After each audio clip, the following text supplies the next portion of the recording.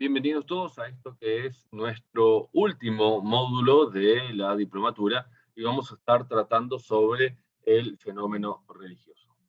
Mi nombre es Marco Sikoski y lo voy a acompañar en este apasionante último módulo. A la hora de pensar sobre todas las cosas, qué es un fenómeno y por qué decimos que existe un fenómeno religioso, tenemos que aclarar someramente estos dos términos. Fenómenos vamos a entender como aquello que se nos aparece, aquello que se nos hace patente, aquello que está frente a nosotros. Este mouse es un fenómeno, mi mate es un fenómeno, yo en este momento soy un fenómeno frente a ustedes, no porque sea un fenómeno así en sentido de decir qué fenómeno, sino ¿por qué? Porque me aparezco frente a ustedes. Fenómeno es todo aquello que se aparece frente a nosotros y de lo cual nosotros podemos dar cuenta. Y vamos a hablar también de un fenómeno, pero no de cualquiera, sino del fenómeno religioso, ¿sí? Y cuando hablamos de lo religioso, que tenemos que aclarar qué entendemos por religioso. ¿Sí? Lo religioso tiene una serie de características, nosotros vamos a nombrar primeramente solamente dos. ¿Sí? Lo primero es que está cargado de un tinte sobrenatural. Habitualmente cuando queremos definir lo religioso, lo hacemos, bueno, como aquello que es sobrenatural, supranatural, como aquello que trasciende la racionalidad inclusive. Decimos, bueno, esto pertenece al ámbito de lo religioso, ¿sí? Como que es inexplicable, como si es inexpresable, y sobre todas las cosas nos da una sensación o una ligazón hacia lo infinito. Eso por un lado. Por el otro lado, lo religioso está también ligado siempre o vinculado a la divinidad, ¿sí? Y es la vinculación de cada uno con la divinidad, ¿sí? Verticalmente, y también no se queda solamente en una cuestión vertical, individual, sino que también se vuelve un acontecimiento colectivo, ¿sí? ¿Por qué? Porque muchos pueden vincularse con la misma divinidad con la cual me vinculo yo. Entonces se va generando un colectivo religioso, podemos decir, una comunidad eh, religiosa. Y esto se va haciendo patente, por supuesto que en las religiones, en las manifestaciones públicas de fe, ¿sí? En una peregrinación, en una procesión, ¿sí? Y demás. Y también esto se ve expresado a nivel social. Y tiene una connotación social muy, muy fuerte. ¿Sí? Hay fenómenos religiosos directamente ligados, vamos a decir, a las religiones, ¿sí? Al cristianismo, al budismo, al islamismo, ¿sí? Al judaísmo, ¿sí? Directamente ligadas a las religiones, y hay fenómenos religiosos ligados a otros acontecimientos, a un acontecimiento político, a un acontecimiento social, ¿sí? A un acontecimiento deportivo, ¿sí? Podemos identificar la presencia de este fenómeno como categoría en distintos ambientes sociales. Por ejemplo, si nosotros pensamos en lo que pasó estos días nomás, ¿sí? Del el velorio de Maradona, vamos a ver y podemos analizarlo desde un fenómeno religioso y por todo lo que significó y por todo lo que movió, por las características que tuvo este acontecimiento, lo podemos interpretar desde una visión de fenómeno religioso. ¿Sí? ¿Por qué? Porque acá se da una relación con lo sobrenatural, ¿sí? De la figura de Diego Maradona, que es como lo presentaron, ¿sí? Ahora Diego por siempre, el Dios, ¿sí? Y también se dio una vinculación comunitaria. Todos formaban parte, ¿sí? De este culto al ídolo, en este caso, muerto, ¿sí? Y se dio una movilización tan grande en torno a lo que a Maradona, que tuvo, ¿sí? Características religiosas: llanto, alegría, euforia, eh, reflexiones, pensamientos profundos, podemos decir sentido de trascendencia, conflicto con la finitud, ¿sí?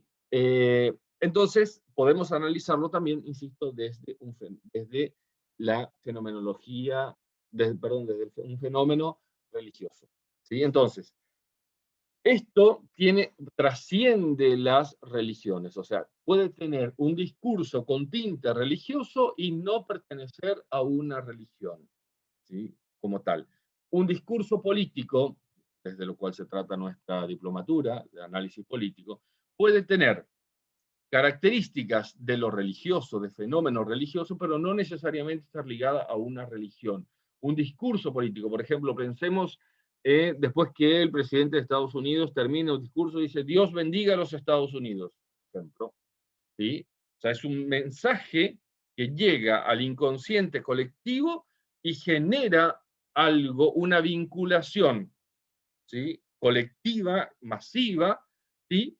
Y eso lo transporta, ¿sí? Inclusive al ámbito de lo sobrenatural. Y hay una ligazón con un ente, podemos decir, ¿sí? Que está por encima del Estado, ¿sí? Que sostiene a los Estados Unidos en este caso, ¿sí? O que está por encima de la nación, que es aquello que da unidad. Siempre el fenómeno religioso termina dando unidad, cohesión, ¿sí? A un grupo social determinado. Y esto es importante porque en Latinoamérica muchos discursos políticos están cargados de un tinte, ¿sí? Un tinte de discurso religioso. ¿Sí? Si vemos los discursos de los grandes líderes latinoamericanos o de los últimos años, sobre todo de los 70 en adelante, vamos a ver cómo utilizan un discurso de arenga religiosa, ¿sí? Con categorías que el pueblo la conoce, la sabe, la vive, la quiere y la sufre al mismo tiempo, ¿sí? Y eso se apropiaron de ese discurso y lo manifiestan en su beneficio político, podemos decir. Entonces, esta idea del Salvador, por ejemplo, el Mesías Salvador, es una idea, un concepto, un mensaje netamente religioso, o sea, que viene alguien enviado por Dios para salvar al pueblo que está oprimido por un poder, ¿sí? Que quiere tenerlo subyugado y esclavizado. ¿Sí? Esta es la idea del Mesías, del ungido de Dios. ¿Sí? Bueno, los líderes políticos utilizan esta idea, ¿sí? Y se presentan ellos mismos como los elegidos. Había un eslogan, ¿sí? De los 90 que decía, síganme, no los voy a defraudar, por ejemplo, ¿sí? Que tiene que ver con esto. ¿Y quién es aquel que no defrauda? Solamente Dios. Y entonces, pero alguien que se atribuye esto, ¿sí? Apela al inconsciente colectivo para ¿qué? Para que uno sin pensarlo demasiado adhiera. O sea, el mensaje religioso busca siempre, en este caso político, o la política utilizando al mensaje religioso, busca generar adhesión, busca generar empatía, ¿sí? Busca acercarse. Entonces, esta idea de la justicia social, por ejemplo, esto de pensar en los pobres, ¿sí? En los más necesitados, ¿sí? Tiene que ver con esta realidad de la opresión que está viviendo la gente y que necesita que alguien de afuera venga a salvarlo, que alguien de afuera venga a sacarlo de ese lugar de opresión, de exclusión, de miseria, ¿sí? Y de la periferia, sobre todo, ¿para qué? Para ponerlo nuevamente en el centro. Analicemos cualquiera de los discursos políticos de cualquier líder latinoamericano y vamos a ver cómo esto está presente. ¿Sí? Más o menos patente en algunos,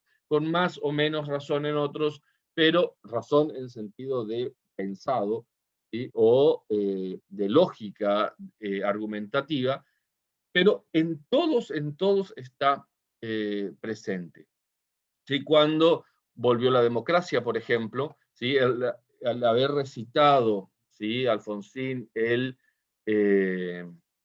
preámbulo, por ejemplo, también se convirtió eso, ¿sí? En un hecho de características religiosas. ¿Por qué? Porque fue un momento fundante, podemos decir, de nuevo, de la patria, de la nación, de Argentina. Y siempre un fenómeno religioso es un momento fundante. Por eso el acontecimiento de el velatorio de Diego Maradona fue un hecho fundante, ¿sí? Para todos los seguidores de él. ¿Sí? Uno puede estar a favor o en contra. Esto no estamos haciendo juicio de valor, simplemente estamos analizando, ¿sí? esta realidad. Entonces, a partir de ahí se convierte en un hito para todos los que forman parte de ese grupo, ¿sí? Político, religioso, social, pero ya se convierte en algo que a partir de ahí se va generando un montón de otras cosas, todo parte de acá, ¿sí? Como un hecho fundante, como el hecho creacional, podemos decir, ¿sí? Desde la creación del mundo como hecho religioso, ¿sí? Como hecho científico, ¿sí? También podemos ver eh, un acontecimiento social, ¿sí? Como un hito que marca el inicio de algo, ¿sí? Habitualmente los discursos de corte religioso son de los gobiernos con tinte totalitario, habitualmente. ¿Sí? ¿Por qué? Porque entonces atribuyen su poder a una divinidad, ¿sí? A una divinidad extrasensorial, y ellos son los intérpretes, únicos intérpretes válidos, ¿sí? De lo que quiere la divinidad para el resto del pueblo. Entonces, a veces se corre el riesgo, ¿sí? Se corre el riesgo de caer en estos regímenes totalitarios y absolutistas. ¿Y por qué? Porque se pierde la dimensión del nosotros. O sea, yo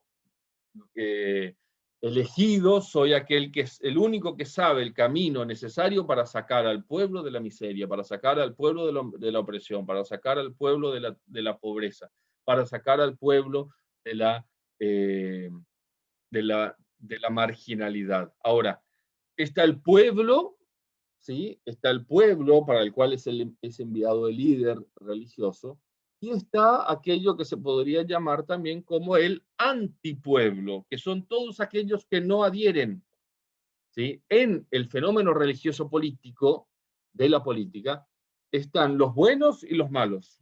¿Sí? Y los malos nunca van a ser buenos, distinto como pasa en el fenómeno religioso de la religión, donde el malo puede convertirse y puede cambiar su camino. No, acá no. Acá están los malos, que son aquellos que oprimen, abusan, esclavizan, matan al pueblo. Y el pueblo es esta idea, ¿sí? Casi romántica, podemos decir, de gente buena, pobre pero buena, ¿sí? Donde tiene todas las virtudes. ¿Sí? El pueblo es el depositario de todas las virtudes morales, éticas, ¿sí? Y las que queramos, ¿sí? Capaces de salir adelante. Pero sin embargo no puede porque está el antipueblo, ¿sí? Sería el anticristo en este caso, que es el que no permite que la gente pueda salir de esta. Entonces, decíamos que podemos analizar los fenómenos religiosos no solo directamente desde el acontecimiento religioso como tal de una religión, sino también desde la política, desde los acontecimientos y realidades y situaciones sociales, ¿sí? Y como lo acabamos de hacer a partir del velorio de Diego Maradona. Entonces, lo religioso trasciende inclusive la religión. Los discursos políticos están marcados, llenos, sobre todo en Latinoamérica, ¿sí? De elementos religiosos. También podemos ver a nivel internacional, ¿sí? Los discursos de los regímenes totalitarios están siempre, siempre cargados con este tinte de lo religioso, donde el líder es idealizado, ¿sí? Y aquellos que no adhieren al líder son presentados como lo opuesto al pueblo. Entonces veíamos estas dos categorías, pueblo por un lado y antipueblo por el otro. ¿Sí? El pueblo es el pueblo, como decía, aquel que tiene virtudes, dones, talentos, ¿sí? Es lo mejor que hay. ¿Sí? El pueblo es lo mejor que hay. Ahora, el antipueblo es aquel que se opone, ¿sí? Según el discurso político, ¿sí? A estos propios valores, pero, sin embargo, pertenece también al pueblo. ¿Sí? O sea, ¿por qué? Porque el que gobierna no puede gobernar solamente para un grupo, tiene que gobernar para todos, pero se necesita, en el discurso político, se necesita armar amigos y enemigos. ¿Sí? Amigos y enemigos. Entonces, cualquier cosa que no funcione, que el líder político se convierte también en líder de características religiosas, ¿sí? No puede implementar políticas, alguna cuestión de, que tenía prometido, ¿sí? Entonces el culpable no es él, sino es el antipueblo, es aquel que no le deja realizar su designio salvífico, ¿sí? Al resto del pueblo, al pueblo fiel que lo sigue. Entonces, esto es interesante, y si ustedes quieren ver después, busquen cualquier discurso, yo los voy a dejar algunos, ¿sí? Algunos links, pero vean cualquier discurso y van a ver que está marcadísimo esta cuestión. ¿Sí? Entonces es nosotros y ellos, ¿sí? Somos nosotros los buenos y ellos son los malos. El antipueblo no tiene ninguna virtud. Lo único que hace es querer destruir al pueblo bajo cualquier circunstancia y quiere destruir, destronar a este líder enviado por Dios para salvar a todos.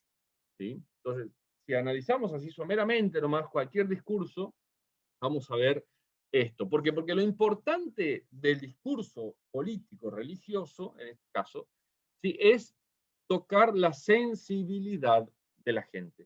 O sea, hablarle de aquello que necesita, de aquello que está buscando. Entonces promete. La promesa, sí que es una categoría judeocristiana, ¿sí? La promesa hecha a Abraham, por ejemplo, ¿sí? Serás padre de una multitud de pueblos, ¿sí? Numerosos como las estrellas del cielo y las arenas del mar. De la misma manera, yo te haré fecundo, le dice Dios a Abraham, siendo que era estéril. De la misma manera pasa con el líder político respecto del pueblo. Le promete aquello que necesita, le promete aquello que más desea, ¿sí? Aquello que más desea le promete. Y para que el pueblo sienta que el líder político se convierte, como les digo, en líder religioso, ¿sí? ¿Sí? Lo sienta cercano, se logre identificar con él. ¿Sí? El pueblo tiene que identificarse con el líder y el líder con lo que promete se identifica. ¿Sí? ¿Por qué? Porque yo sé lo que están pasando, yo sé qué es vivir así, por más que no tengan ni idea. El discurso político se convierte en discurso religioso cuando se llena, ¿sí? De promesas mesiánicas, salvíficas, ¿sí? Que proponen, digamos, la eliminación, por decirlo así, de todos los males que el pueblo estaba pasando. Entonces, digo esto como una introducción, ¿sí? A esta primer eje que estamos teniendo, ¿sí? Y entonces, les voy a dejar unos materiales, ¿sí? Para que puedan leerlo tranquilamente, 2 o 3 nomás, para que puedan avanzar en esto, y cualquier consulta, ¿sí? Lo vamos a ver el sábado en nuestra próxima clase. ¿Sí? O pueden hacerlo, voy a dejar un foro también en el aula virtual para que puedan hacer consultas durante la semana, ¿sí? O a ir anotando las preguntas allí, y el sábado en nuestro encuentro vamos a intentar responder a todos sus cuestionamientos. Muchísimas gracias por la atención y nos vemos el sábado.